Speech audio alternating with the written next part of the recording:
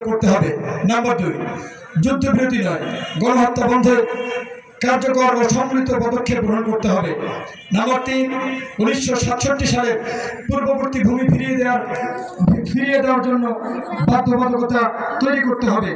Number 4, পূর্ব জেরুজালেমকে ফিলিস্তিন রাষ্ট্রের রাজধানী হিসেবে আন্তর্জাতিকভাবে স্বীকৃতি দিতে হবে।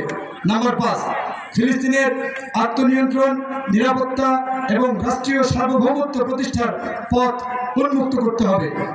যেহেতু আমরা বিশ্বাস করি ফিলিস্তিন কেবল একটি ভূখণ্ড নয়, এটি মুসলিম উম্মার আত্মপরিচয়ের অংশ এবং উম্মার প্রতিটি সদস্য, প্রতিটি রাষ্ট্র এবং প্রতিটি নেতৃত্বের উপর অর্পিত সেই আমানত যা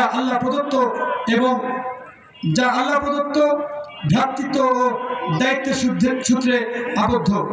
এবং ইসরায়েল একটি অবৈধ দখলদার হত্যাকারী রাষ্ট্র যা মুসলিমদের প্রথম কিবলা ও একটি পুরো জনগোষ্ঠীর অস্তিত্ব নিশ্চিহ্ন করতে সর্বশক্তি প্রয়োগ করছে।